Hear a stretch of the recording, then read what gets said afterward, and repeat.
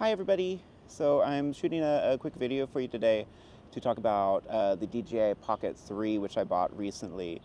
And I wanted to share some of my thoughts on why I decided to pick up this camera and to give some of my impressions on it. So if you're not familiar with DJI, they produce a lot of other camera products. They're very well known for making drones, different things like DJI Avata, the DJI Mini Pro 4s. I think they're one of their new drones that's come out. They also make gimbals for smartphones and cameras. And of course, the DJI Pocket 3 is kind of a gimbal and camera all in one. So why did I decide to pick up this camera? Well, it's a follow-up to the Pocket 2, which you can still find in their stores. I never really considered getting the Pocket 2, though. Just because I saw it. It was a nice small form factor, but of course the screen on it was kind of small. It's just was like a very square screen. So it wasn't necessarily my favorite choice. However, when the Pocket 3 came out, it does have a slightly larger screen. The screen on this is 2 inches, but it can rotate, which is nice because then you can see more of what's going on, and I can kind of compose my shots a bit better. All right, as far as a gimbal, what is a gimbal? Basically, gimbals are just devices that keep your camera steady as you're moving. So however you move the camera, if you move it this way or this way, it will kind of keep the image steady. Which, before now, I had been using the DJI Osmo Mobile 3 with my smartphone. So that's a gimbal that you can just slide your smartphone into and get kind of the same effect. I haven't really used the Osmo Mobile 3 a lot, or as much as I would want to. There were a couple of reasons for that. Just to use the smartphone with the gimbal is nice because of course the smartphone gives you a really great camera, but it takes a little bit more time to set it up and calibrate it. And even lately, I'm not sure, maybe I'm just setting up the gimbal wrong, or maybe it's part of its age. Again, we have some kind of car honking in the background. But I've noticed in the past maybe few months when I've tried to use the Osmo Mobile 3, like there's kind of this slight jitter when the camera's in there, and sometimes the gimbal might even fail, and it will, as I'm doing like say a time lapse, the phone will be like this and it will just go like that. Again, I don't know if that's the Mobile 3 or maybe I'm just not balancing it properly. I always seem to have trouble getting that exactly right. So of course the Pocket 3, it kind of eliminates some of that problem because it's the gimbal and the camera all in one, which I like. The other reason why I like having a camera and a gimbal is, well, to get into some of the features, some of the things that I can do with this camera. It can do time lapses and panorama shots, which honestly, those two were kind of what I was using the Osmo Mobile 3 for the most. We might be at the beach and I want to get a time lapse of the sunset. It's great for that. The only problem is taking a time lapse takes time. And so of course, you can't really use your phone during that time, which you might need it. So having the gimbal and the camera separate from that actually does help with that a lot. Also, why do I prefer this, say, over my DSLR camera? The basic thing there is I have a Nikon D5600. I love it, but it's really big. It takes up a lot of space. If we're packing up the car to go somewhere, we have a lot of stuff in the car, and then it's just one extra big bag to put in there. Switching over to something like this for recording videos it just saves a lot of room.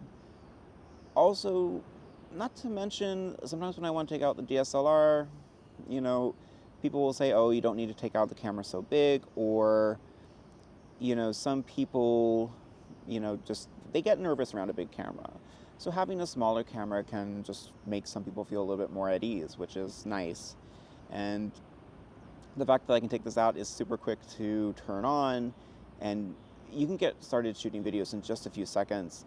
Like I've really been loving this thing the first few days I've been shooting with it. And so I just want to go over that a little bit.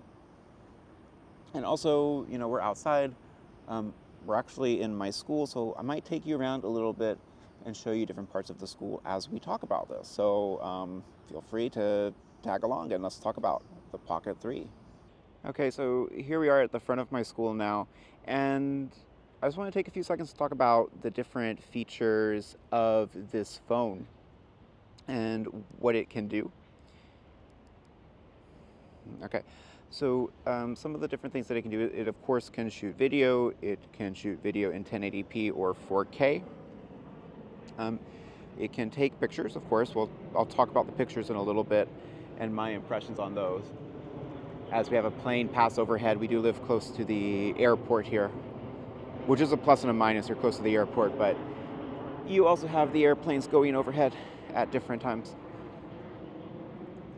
So, of course, you can take videos. Other things I like, panoramas. I love using a device like this for taking panorama shots. Maybe I'll take one of the front here and then put that in, maybe right about here.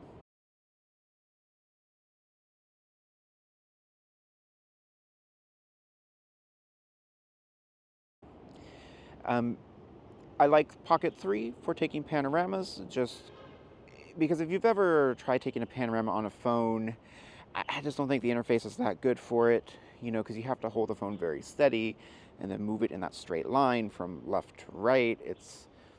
It's really, I never get it to work quite right.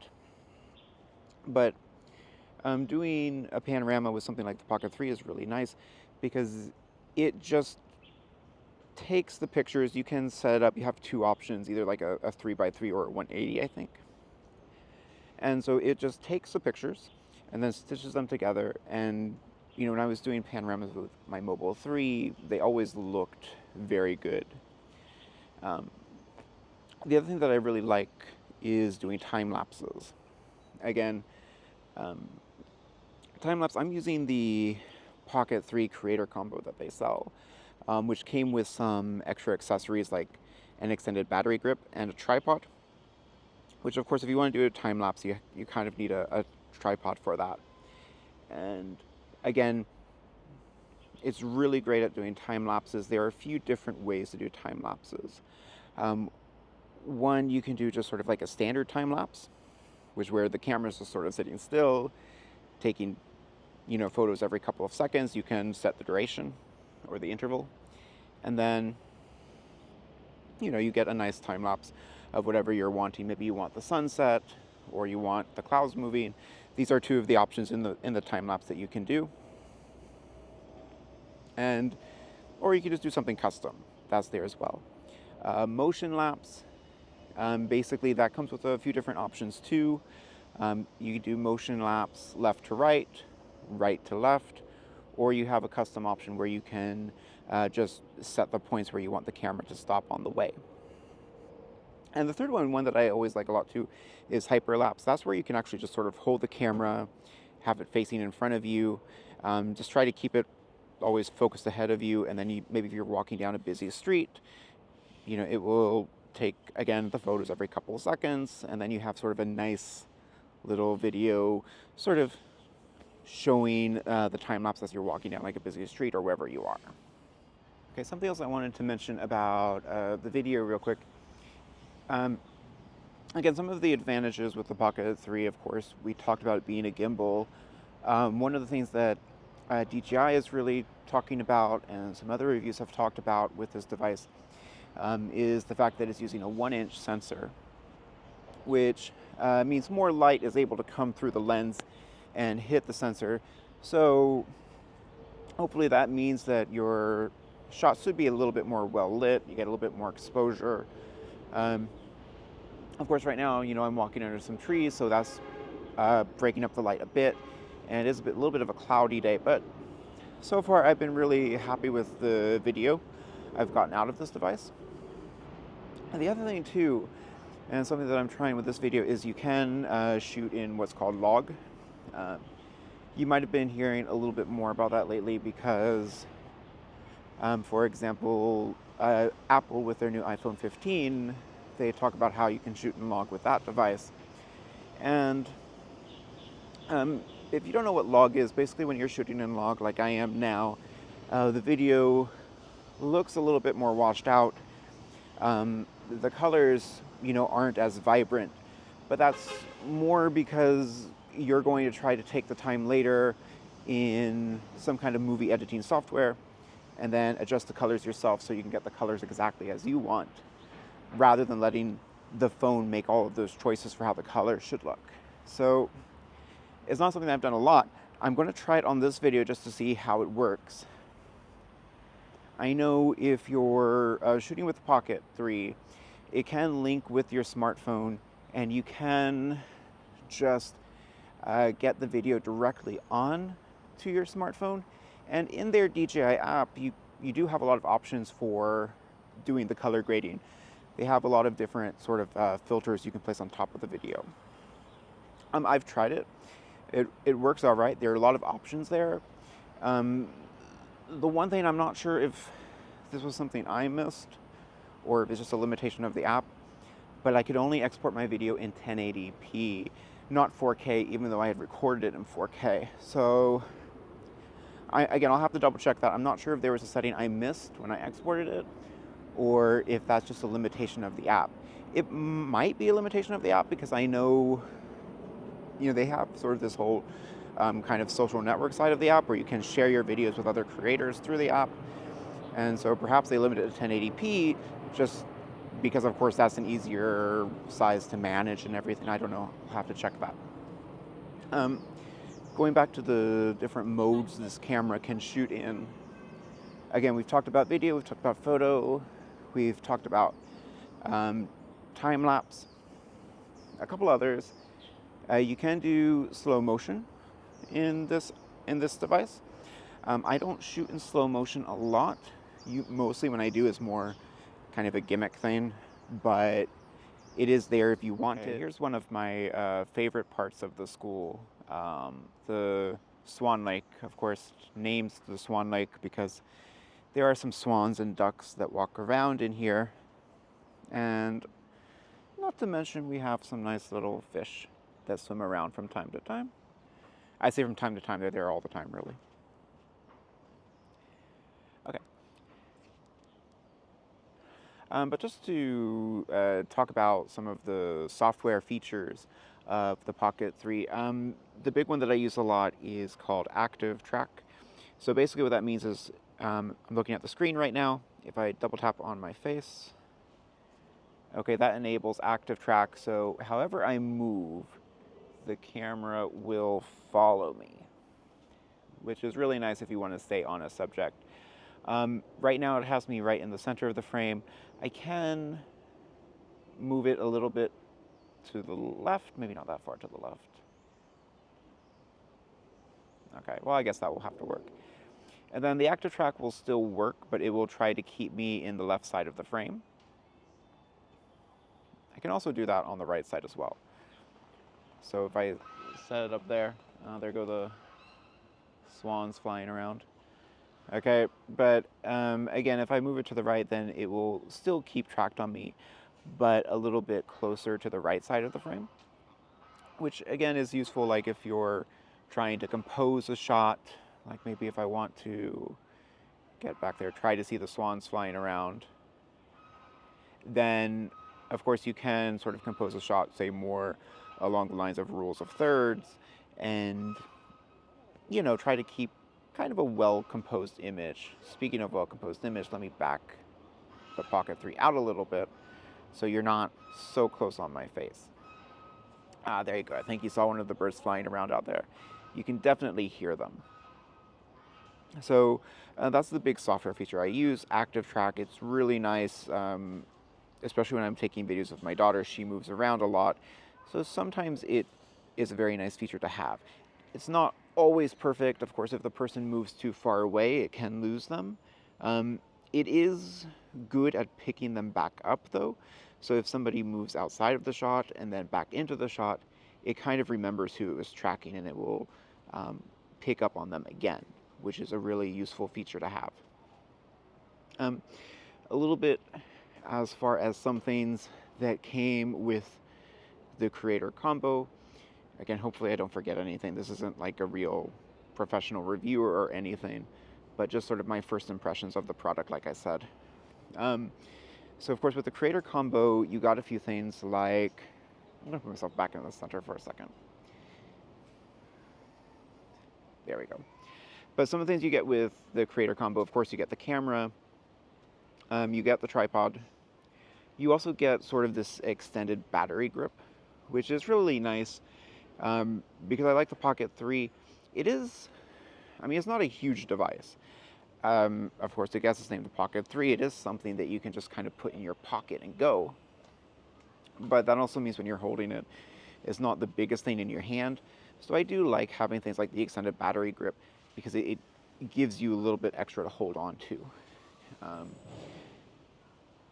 Also, what you get with the Pocket 3 Creator Combo, you get, I go down a little bit, you get the DJI microphone with the windscreen on top. The windscreen can come off, but of course I'm outside. It's been a little bit windy the past few days, so I'm using it. And of course that's a nice thing to have if you want kind of really good audio. It comes paired with the Pocket 3 right out of the box, so there's no extra setup there. You just sort of put it on and go. It does come with, the microphone does have a clip, so it can clip straight onto your clothes, or you can do what I'm doing right now. It does come with a magnet, so the magnet can also just snap very snugly onto the clip if you want to just put it on that way as well. In addition to the extended battery grip, you also get, I think this comes with the regular version as well, just like a shorter extension grip, which you kind of need because if I were to take the battery grip off, there's nowhere directly on the Pocket 3 to screw in the tripod. So you do have to connect sort of either the short grip or this extended battery grip to be able to screw in the tripod. That's the other things that you get with the Creator Combo. You get a nice little carrying bag for the entire thing. In fact, since we're talking about it, let me go ahead and show you a little bag that you can put everything in. Has the DJI logo on the corner. And of course you can fit the Pocket 3 in there, no problem. Microphone, windscreen. Basically all of your little accessories fit very nicely into this one. It is small enough, like it can fit in your bag. I'm just carrying my little daily bag with me. It fits in there quite well, so you can really take this with you anywhere that you're going. If you just got the regular Pocket 3, it does come with this. This is kind of like a little carrying case where I mean, it's well thought out. You have some slots in here to put your lens filters or your wide angle lens, which I do have with this one. You can also hook in the microphone here. And when you turn the Pocket 3 off, it will fit quite snugly into this case. I've tried it. I'm not the biggest fan of this one. I prefer the carrying bag. The only reason I'm not a big fan of this one is when I have the Pocket 3 turned off and I put it in, it fits in quite snugly, but then also when you take it out, it's quite snug in there. So I kind of get nervous more about taking it out, like if I'm going to break something. I'm probably overthinking that, but that's just my own 2 cents. I prefer the carrying bag. I have the wide angle lens out. It's just this little guy right here. And again, so right now you're seeing things on the normal lens. Again, just to connect it, it just magnetizes, so it goes on like that. And then when you have it out, you just should get a little bit of a wider range of view. So yeah, I can kind of tell the difference when I see it. Do I think it's a massive difference? Not really, but is it nice to have? Yeah, I'm not going to complain that they put it in there. So that's the wide angle lens. Also, again, to continue to show off the school, here's our auditorium and library. I think this is a good chance to even talk about some of the controls on the device. Of course, for the device itself, you have two buttons. You have your record button, and you have your joystick. Again, the joystick is nice because, like, for instance, right now, we can't see the top of the library, but I can just point the joystick up and pan up, and there we go. There is the library building for us. It's a nice little library for the kids to get some books in. In fact, I think even on the 5th floor, there is a decent selection of English books there. Of course, there are some kids who they do an international program. They do their courses in English. So it is a nice touch for them to have a place they can go to find some books to read. Although it is the 21st century, a lot of kids just go straight online for things, but I like it. My daughter loves the library. She finds a lot of books in there to read. Going back to the controls, okay, on the joystick itself, it does control the panning. So again, it is how you can move things around. Also, if let's say I'm up and I realize, oh, my face is out of frame, a double tap will bring it right back and center it on me. And if I hit 3 times, then it will flip around from selfie to facing forward, which is really nice to have. Of course, there are a lot of other features built into this that I haven't really talked about yet. Definitely in the shooting features, there are things you can do, like you can do a little spin shot, which I do have one of those of my daughter. Maybe I'll throw that in here, which is a nice thing to have. And different options in the software for how to compose shots. Like I was saying before about how you might want to put yourself on either the left or the right to maybe try to get a better composed shot. There are features in the software that can do that for you as well.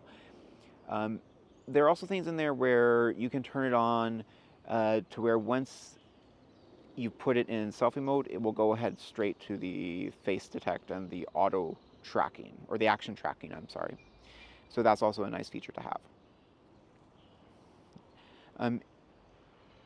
The screen that you're looking at is a touch screen, so basically I can get to all of my features just through the touch screen. When you first get the device, you'll probably have to play around with it a little bit to find out where everything is, but I think it is very easy to find most of, let me go back to me, just to find most of the shooting features that you want. So I really have no complaints there. The device itself, it can shoot in landscape or it can shoot in portrait. I shoot mostly in landscape. This will probably go on YouTube, but of course you can do portrait shooting if you want. And again, it's very easy. You just turn the screen from the landscape to the portrait. Turning the screen from portrait to landscape is also how you turn the device on. And turning it back from landscape to portrait will also turn the device off. It doesn't turn it off right away. You get a quick warning, like 2 seconds, where it will ask you, hey, do you want the device to power off? If you want it to power off, just do nothing. It will turn off by itself. Or if you want to just use it in portrait mode, maybe you're shooting video for TikTok or whatever, you just hit continue and it will just keep recording. You can disable that in the software. I leave it on just because it doesn't bother me, but if it is something that bothers you, you can turn that off.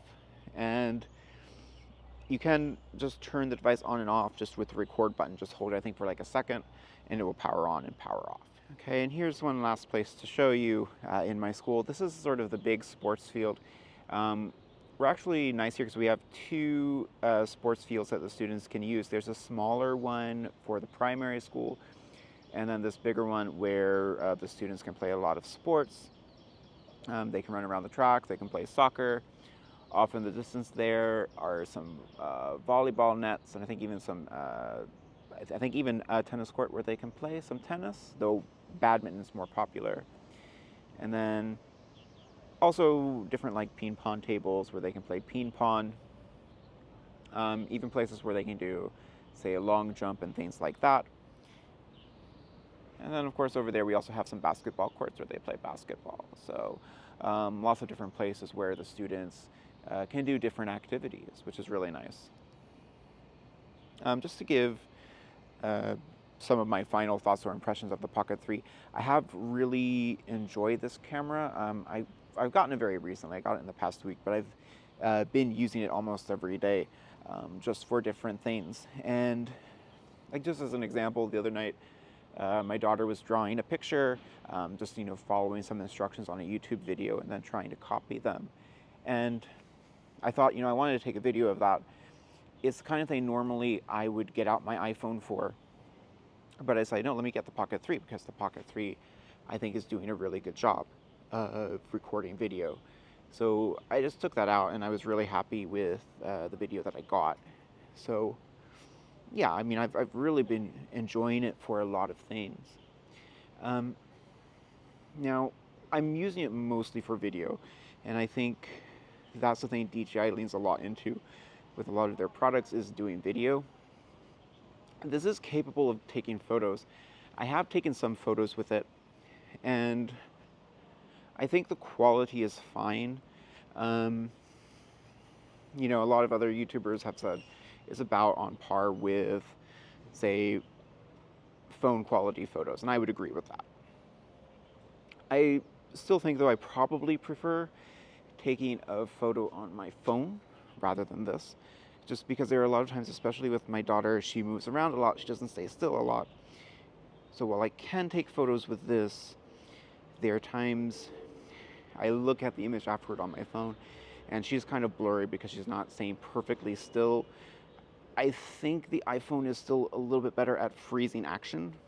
So I suppose what I would say on photos is, like, if I have the Pocket 3 and my iPhone both in my pocket and I'm just looking to take a quick photo, I would probably go to the iPhone first for that.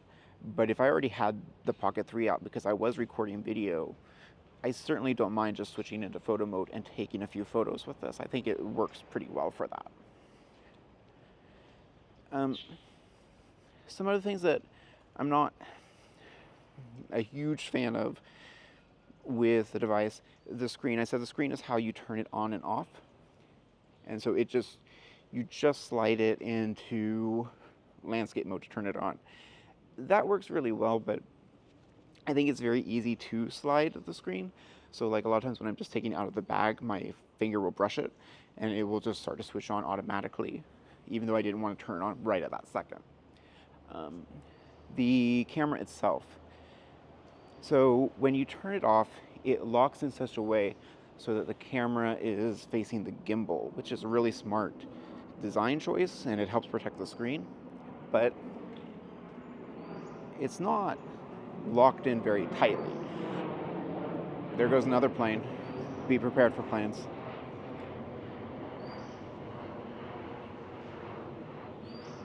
But again, what I'm saying is, like, the screen will face inward, and that's a really nice choice.